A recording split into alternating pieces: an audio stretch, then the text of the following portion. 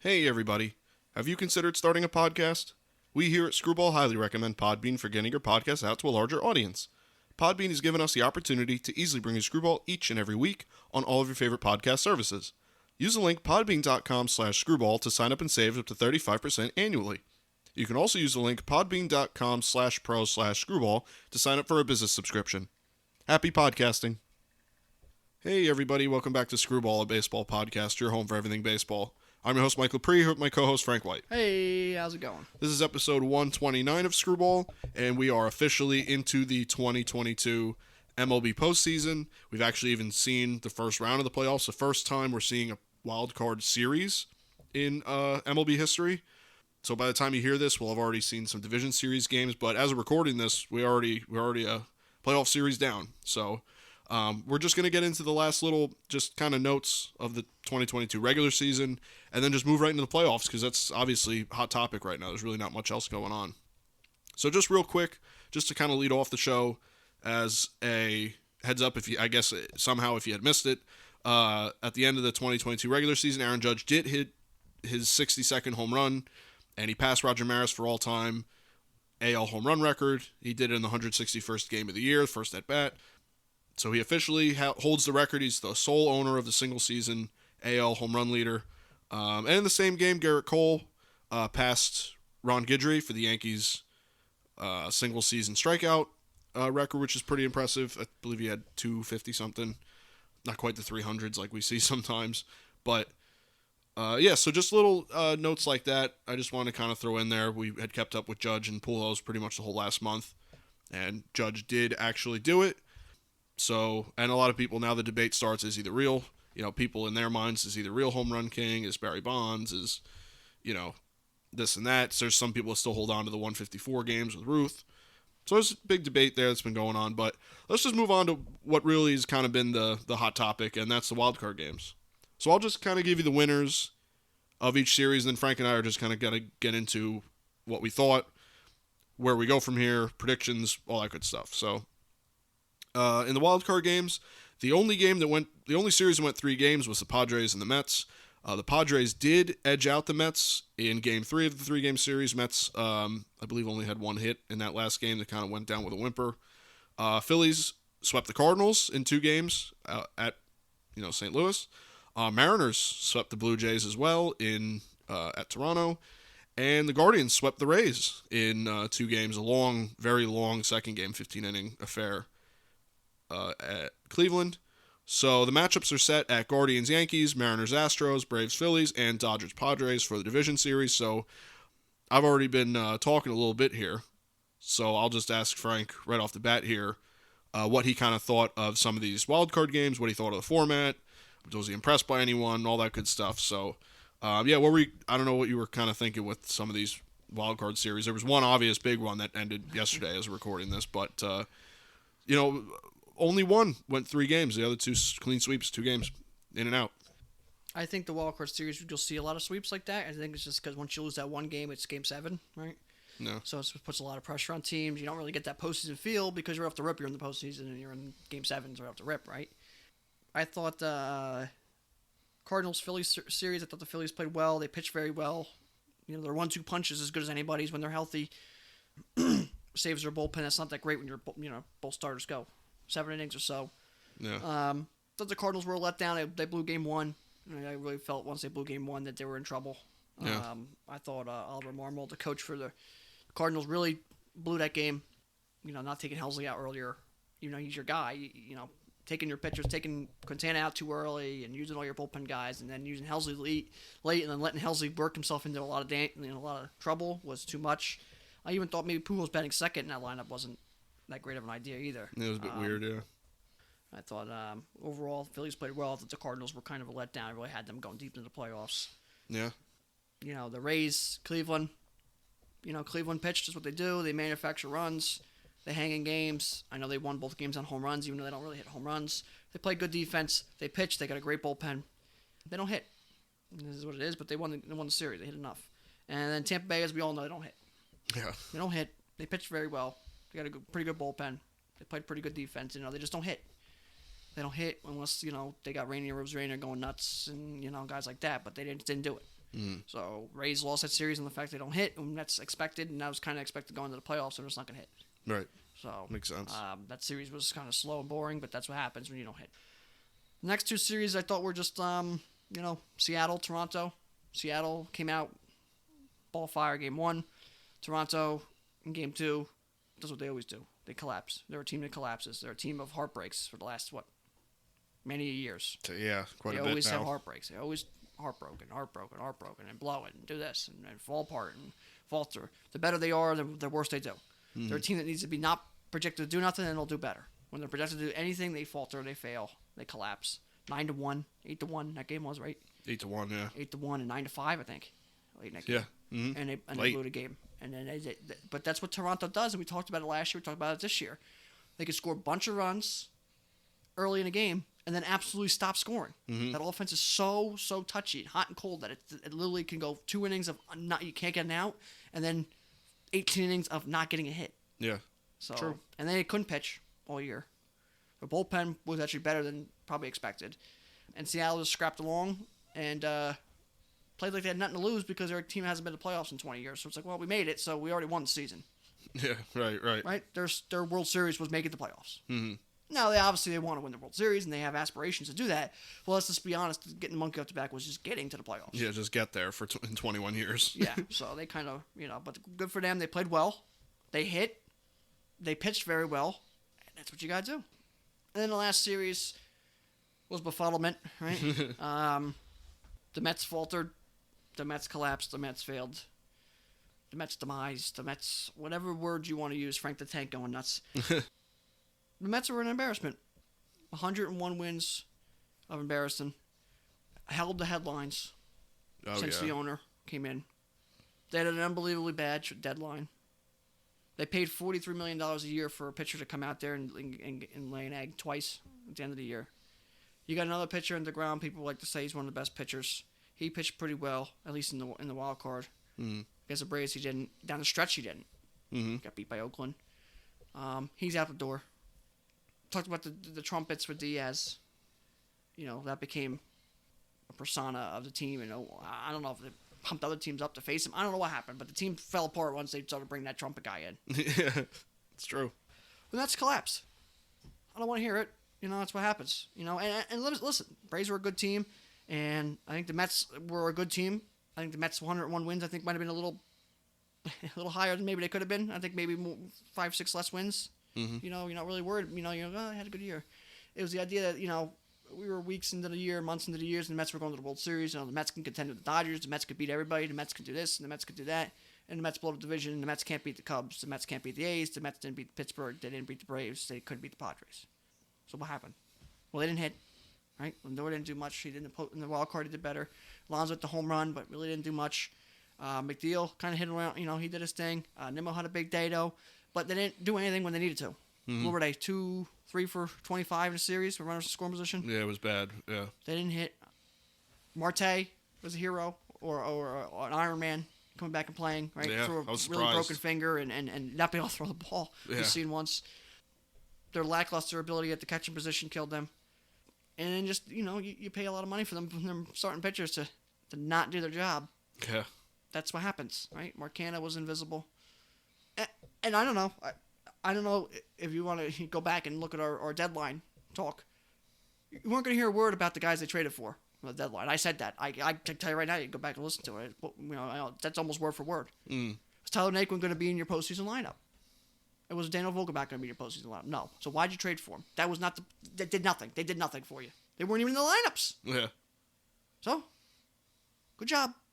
There. I don't know what to tell you. And Michael Givens, great. He came in, was 5-0 already. So what did you do? You didn't have nothing. That's what happens. But Mets faltered. Padres played well.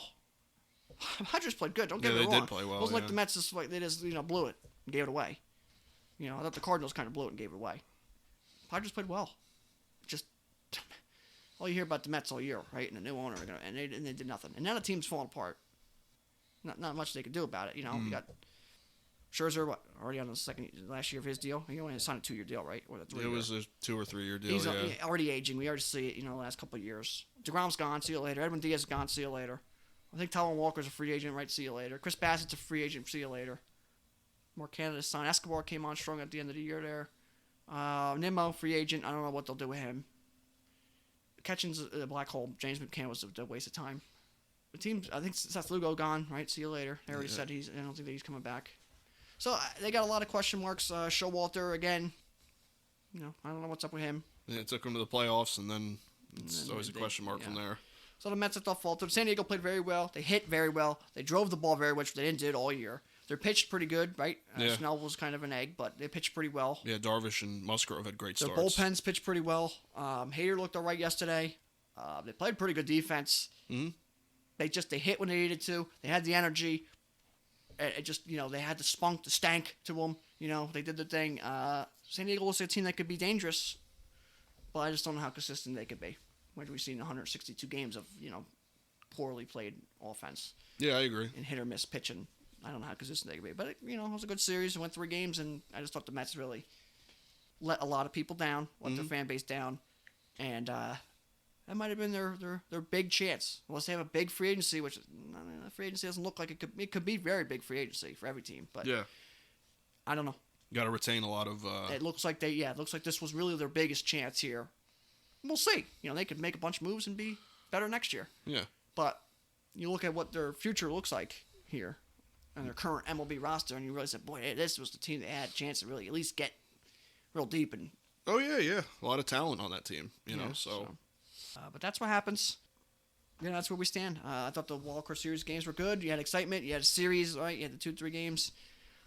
I do like it better than the one game, truthfully. Yeah. I kind of like the format a little better. I got to be honest. I do. I did like it. I like how the home team, but about the season, got all 3 games. I liked how it was back-to-back days, no off days, 3 days off. I don't want to hear it. Yeah, you just had constant baseball. The whole weekend was baseball. Just play the games. That's what you do, and we'll worry about ruckus when ruckus happens, right? Yeah. The last bit here I had regarding the wild card was the Musgrove thing, right? Oh, yeah, with the ear. I watched it live. I knew exactly what Showalter was doing when he let him warm up, then he walked out there. Was his ears shiny? Sure. Maybe they were. They were shiny. You can't argue they weren't shiny, right?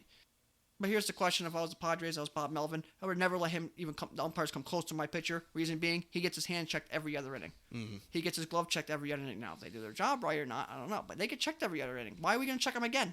Yeah, right. Why are you going to check him again? You check his thing, and then Mets fans going nuts and Twitter going nuts. What'd they check? Did the umpire grab his ears? They grabbed his ears. Yeah. They grabbed his hat. They grabbed his head. They rubbed around the back of his ears, even his cheeks. They grabbed his hands. They grabbed the ball. He didn't have nothing.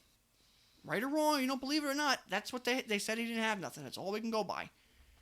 And it looked pretty definitive. They were like, he doesn't look like he has anything. Oh, he wiped his ears off. They wiped this off. You would know. You'd find it. We've seen Pineda with the pine tar. We know what it looks like. Yeah. Then McCutcheon said it was like a fire. It was like a fire bomb. Players put on sometimes because it burns and it keeps them. It's almost like smelling salts, but it keeps you intense. Yeah. But he says it has nothing to do with sticky or keeping it boiling because he said he used it or something like that. Or he knows guys who uses it and it doesn't do anything. It doesn't have no stickiness to help throw a ball. It just keeps you intense. Yeah. On the mound, Yeah, it's like smelling salts. So was that it? Was the spin rates up? You want to go by the analytical approaches? Yeah, I guess it was. But I don't know what to tell you. They checked them. I wasn't a big fan. Was it more just an excuse to use? Maybe that's what Showalter was thinking. I don't know. Was it a way to slow him down? We've seen San Diego slow down the Mets a lot. Sure, could have been. That's not a bad, it's not a, playing chess. It couldn't hurt, right? really. They only had one hit, so. Yeah. If I was a Padres, I would have jumped right out there. Like, nope, you check them every other inning. There's no reason for this. Because if I was the Padres and you would have did that, next inning I'm having your pitcher checked. The next pitcher I'm having him checked. The next one I'm just gonna keep doing it. I would have done it a long time ago. I know Kimbrel used to see it on his hat. Oh yeah. Right when the playoffs came, go get him checked. Oh, he's got it. See you later. Yeah, right. Get Kimbrel. But it's not the it's unwritten rules or whatever you want to call it. But it is what it is.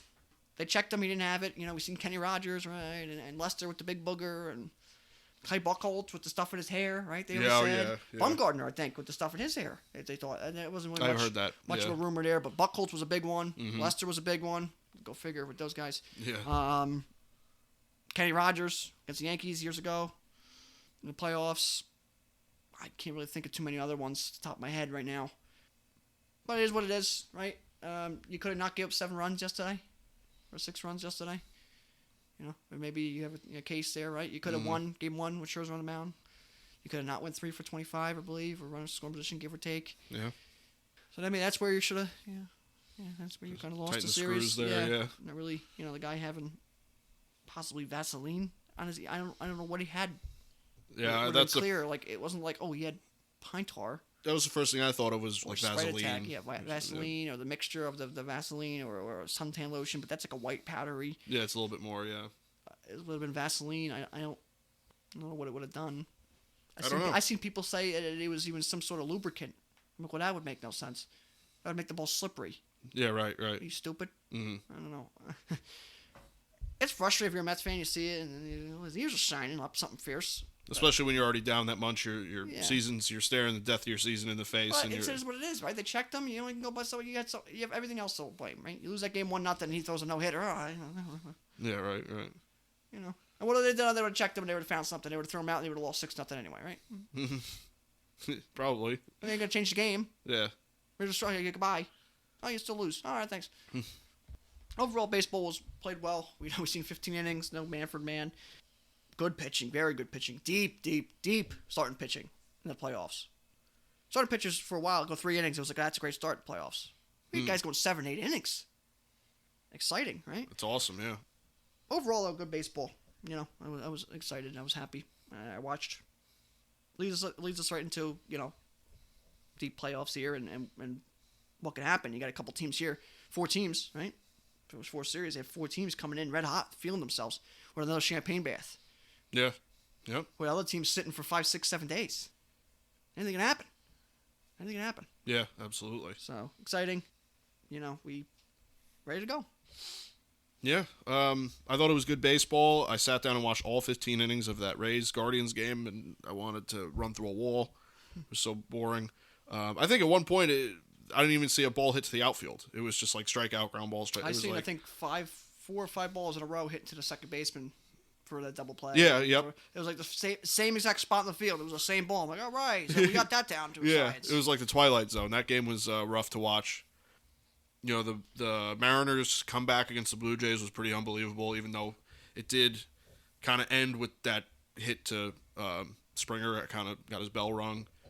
He dove and hit Bichette's arm or something. It was like Beltron Cameron looking.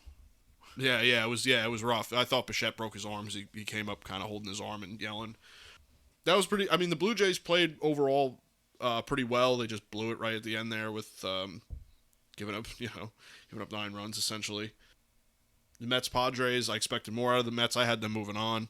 Cardinals, I was very surprised by. Not that the Phillies are a bad team. I didn't write them off. It's just the Cardinals I thought just had a more well-rounded team. They had a World Series winning roster, I think. Mm-hmm. I think that was the series I was surprised most by, truthfully. Yeah, and I think if you're other playoff teams, you should be like, hey, those are 2 good teams that got knocked out, the Mets and Cardinals. Not that Tampa and Toronto aren't, but those are 2, like, they can go to the World Series teams, knocked out. So you're going to be on top step of the dugout here, so you don't get knocked out. Yeah. But also, you're the rest of these teams. I don't care what you do. You look in there and go, who do we want to play? Who would you rather play? Who's a good team? You want to play the team that's not so good. Yeah. You just lost 2 really talented rosters. Yeah, if you're 2 big places you don't want to go play. You don't want to go play in St. Louis and New York. You just lose them. You go, all right. My odds. And you go look at the odds and the DraftKings and stuff like that. The teams are going up because those are 2 good teams knocked out. Yeah, if you're the Braves and you see the Cardinals get knocked out, you're like, thank God. In the Mets, because the Cardinals are always the Braves' bane, and then you're the Dodgers. You see the Padres moving on. You're like, well, we know these guys. Well, these are good 2 rosters. You go, all right, that helps us. 2 good rosters, but that also shows you, hey, these good teams just got knocked out. We got to be on our top game. Mm-hmm. So it's kind of a give and take there. But it's the first thing I thought. I said, boy, those are 2 World Series bound teams. Mm-hmm. And there's teams here in the division series now on the AL side that better be careful or they could get knocked out. And there's really Dodgers, Braves, Astros, Yankees are really your favorites, obviously here. Yeah. But they better be. I mean, there's some good teams here. Mariners are red hot. Padres are now red hot. But you easily had Cardinals, Mets added to that first list you had. Mm-hmm. It was easy. It was your 6 teams. Yeah. All of a sudden, boom, boom. 2 of them were knocked out. Mets, Dodgers instead of, you know what I mean? It's like, holy and now crap. you got, like, do we have a hot team coming? right? Nationals year and some other years. Royals the first time, right? All of a sudden, there's a hot team roll through. Yeah. Well, now, no, who's the hot team? You're like, are we the guys playing a hot team? Yeah, that's what you don't want. Right? You got the Colorado team from '07, or you got the Red Sox there against the Yankees there at the end there. Cardinals in 2011 and Nationals and the Royals and the Giants. Like, you don't want to play a hot team. No. Mm-mm. But you also, you don't want to play a team with a shit ton of talent either. No. Like, well, they're better here. They're better here. This guy's good. They're better here. Oh, shit. I'd rather play a team that has no talent. Yeah, right. At least, like, your chance is a little better, Yeah. Yeah, so the NL shook out a little differently than I thought it would. The AL, I wasn't surprised by. I actually had the AL right on the 2 wildcard series there. The Guardians were the better team. The Rays didn't impress me. I think they won 86 games. They kind of found their way into the playoffs. The format definitely helped them.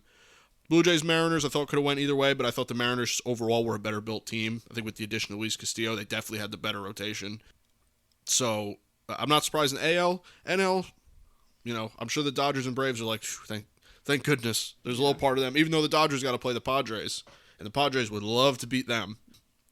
I think that they're like, we kind of dodged a little bit of a bullet here coming in the division series. But 111 wins, 112 wins, and you got to come play a 101 win team that was in first place for 98% of the year. You go, thanks. Yeah, now you got to play your division rival C 18 times, and really, there's bad blood going back quite a few years now with these teams. So we'll see. I think it's going to be some pretty good division series. Braves Phillies maybe one to watch out for, maybe a little underrated matchup there that the Phillies could cause a little bit of noise for the Braves. Not that the Braves are, Braves are a fantastic team, but Phillies coming off a big sweep of the Cardinals, and the Phillies have a good roster. They got a 1-2 punch in their rotation, and they have a pretty solid bullpen. Their bullpen's probably their weakest link. Definitely. But you got Alvarado and Robertson that can pitch well. You got a little bit of there's enough there to worry about. And what I've seen with the Phillies, I don't want to pick apart each team or whatnot, but they do have the 1-2 punch. They will be getting some home games, right? This next series. Mm-hmm. But they played better defense over the last couple months. And they really, really put the ball in play more. A little bit more consistently. That's why they beat the Cardinals. Segura, right? And Brendan Marsh. Put the ball in play. You can't strike out 1,000 times and expect to win games. Right. You have to put the ball in play. And I think the Phillies are putting the ball in play a little bit more, which makes you dangerous. You got to put the ball in play, and you can't walk other people. You can't walk the other team. The Padres did game 2. You can't walk 9 guys and hit a batter. 10 guys and hit a batter. Whatever it end up being. Yeah. That's free runs. You got to make them earn every hit, especially the postseason. Mm-hmm. And then you got to force swing and misses. When you put the ball in play, the guy can make an error. Bad bounce, anything can happen, right? So, yeah, I thought the Phillies did a good job at putting the ball in play against the Cardinals, especially that 9th inning of Game 1. That was that's why they won. They put the ball in play. Yep. That and they put the ball in play to score a bunch of runs, and they got walked a bunch of times to get the guys on. Yeah, literally right. How you lose a game and how you win a game. Yeah, literally exactly right it. Yeah, so they played good baseball. Their team to watch out for. Mariners, I think, could actually be a little bit of a problem. I think they're a team to watch. The Astros were a little bit running into a buzzsaw with the Astros. I think that could stop them dead. But they got a little bit of fire behind them. And, the playoff Dodgers. You know how that goes. And not for nothing anymore, the playoff Yankees. All of a sudden, the Guardians could find their way sneaking by them. So, we'll see. But some division series coming up here. I think we got... By the time you hear this, we'll have already seen one game for each series and then maybe another game. I think there's 2 games. Wednesday, I think the Phillies and Braves play and another series plays. Yeah, I think there's only 2 of the 4 games on Wednesday, and I think they play right through. I think there's only like one off day. Yeah, the off days are weird just because of the schedule, obviously condensed and lockout and stuff like that. So, yeah, baseball all the time. Yeah, so once this goes live, there'll only be one game, so it won't be too much to go on, but at least you'll have an intention of the series. If in a 5-game series you win that first game is critical. That's like a 70% chance you win a series, I believe they said. Yeah, yeah, it's a critical game to win. So hopefully, if your team's in it, good luck, and we'll see where the dust settles. And the next time we come back, I believe we'll be right on to the championship series. I don't think it'll linger into our recording. We'll be in the cold ruckus. So yeah, then you got your top 4. Then we'll see where we're at. So. Yeah, so that's where the playoffs are at right now. We don't have any hot and cold because, it's just one playoff series plus the last 3 games of the regular season. So we don't have to be hot and cold this week.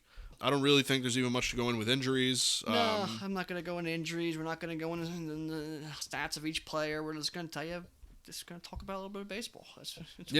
That's pretty much where we're at with the playoffs.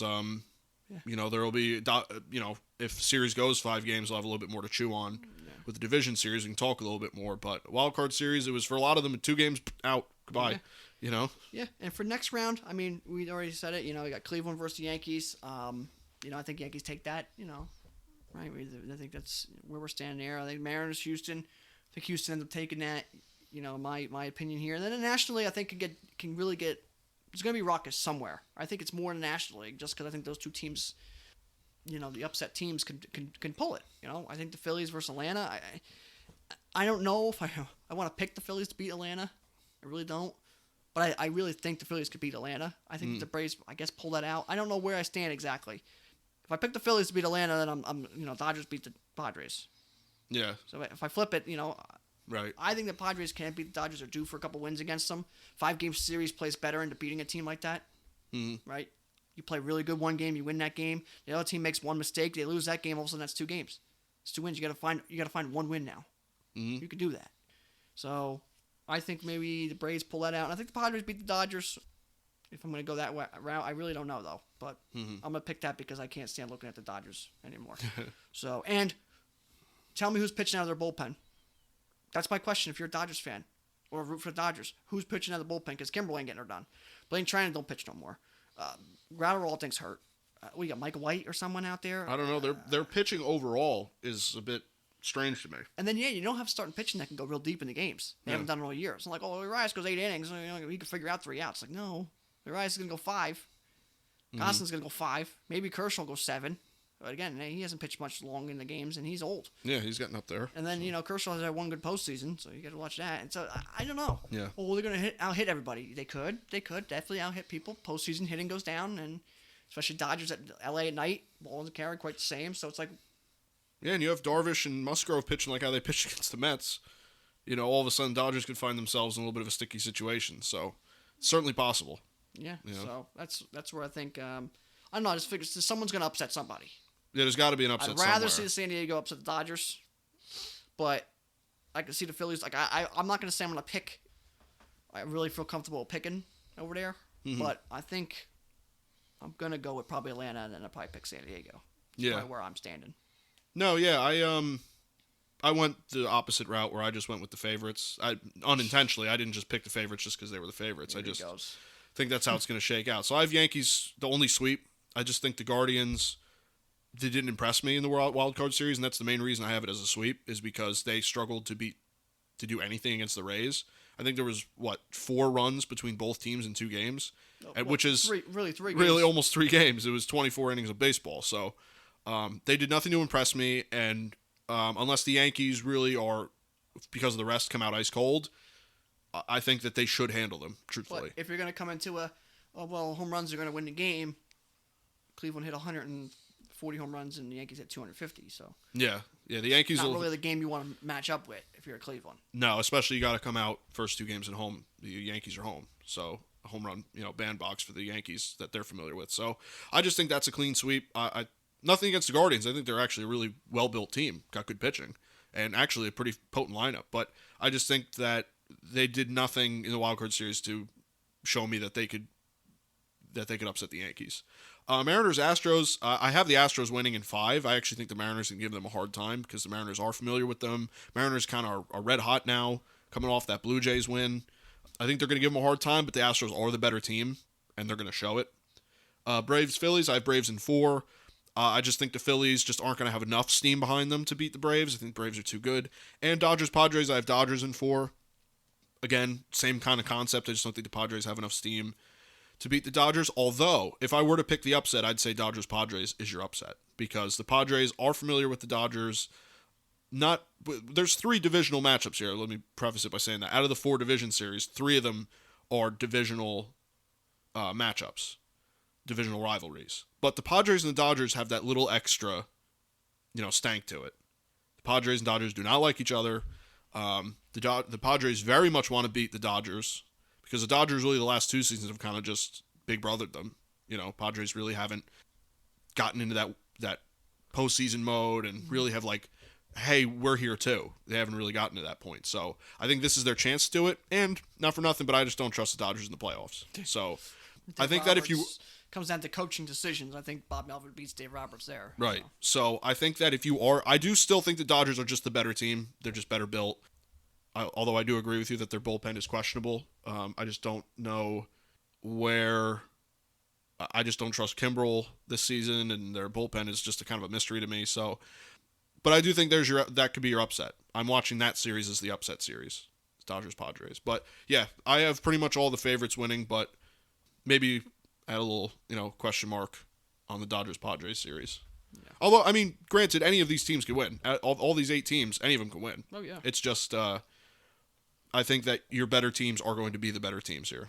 And then once you get to the championship series, who knows? Because they're all really good. So, or if say the Mariners come out and beat the Astros or Guardians beat the Yankees, then you're that hot going to the championship series. Then anything could happen. Yeah. Do you stay hot? Do you cool off? Who knows? Yeah. So it's going to be good baseball, though. I think that some of these divisional matchups, the Guardians Yankees, the only one that's not a divisional rivalry. I think that there's going to be some tempers flaring and especially Dodgers Padres. Oh my goodness. I'm kind of excited just to see what goes on with them. But that's who I have winning. That's who I have moving on. And once we actually see how the cards fall, that's we'll come back next week and figure out where who's in the championship series. Yeah, we talk about the next ruckus then soon. Yeah, exactly. So. But yeah, the last little thing I got here is a trivia question. And went with some playoff stuff. And which player holds the record for the highest batting average in a postseason career? Minimum 40 plate appearances. Now, I'm not a big fan of where this stat came from, or how, where this record came from. But the answer is Bill Hoskins with a 487 career postseason batting average, 19 for 39, and he had 4 walks. Now you might ask who that is. Well, he played in the Negro Leagues in the 20s and 30s. And yes, this past year, those stats became official MLB stats. Now, I'm not a big fan of that. We talked about that in the past. It doesn't make much sense. You could do that with the minors. You could do it with the Japanese stats, right? So I'm not a big fan of that. But technically, that's who holds it. Bill Hoskins with a 487 lifetime postseason average. It's I don't absurd. care what league you're in. That's incredible. Yeah. He was a 327 lifetime average, and he had 423 hits through 1,292 at-bats, I believe, in his career. That's what I've seen. But yeah, so which player holds the record for highest batting average in a postseason career, minimum 40 plate appearances? Bill Hoskins with a 487. He played in the Negro Leagues in the 20s, 30s. That's technically the record. You're going to go look it up. It's incredible. Baseball Reference, those stat pages that have the records. That's where. Yep. That's it. So that's incredible. It's an incredible feat. Again, I'm not a huge fan of getting stats like that because then you open up the can of worms in the minors because that's professional baseball. Japanese is professional baseball, right? Mm-hmm. Venezuela and Mexico leagues, that's professional baseball. It's where do we kind of right draw the line? So we'll see. But that's where we're at. What record? Yeah, it's almost batting 500 for your playoff career. Yeah, just doesn't. Yeah, like you said, it doesn't matter what league or whatever you're in. It's impressive. Yeah. So, I guess that's the record. I obviously I didn't guess that because I didn't know. I was thinking MLB guys, but yeah, it's a good one. And the Negro League stats I haven't really kind of got into. I don't know who was really. Obviously we know the one Satchel Paige and Josh Gibson and all these guys that were really big in in that era, but stats like that it's totally off my radar. So It's going to take some time for me to kind of do some. It's already hard enough to keep up with the Ray Shawks of the world that played in the old baseball. High Pockets Johnson and the fellas, yeah. Yeah, let alone the Negro Leagues where I just don't know. There's a whole nother history there that I'm just unfamiliar with. So it's. Same thing with the Japanese leagues, that some of the stats that carry over from those guys are pretty impressive. So there's just too much stuff with baseball, too much historic stuff. But yeah, regardless, hitting almost 500 in the playoff career is awesome. Incredible. But yeah, that's all I got. Yeah, so I guess other than that, we'll come back with the championship series matchups and we'll kind of recap the division series, kind of like we did here with the wild card series. But yeah, other than that, there's really not much else to go over. So until next week, we'll watch Division Series and see what happens. So I guess we can wrap this one up. Yep.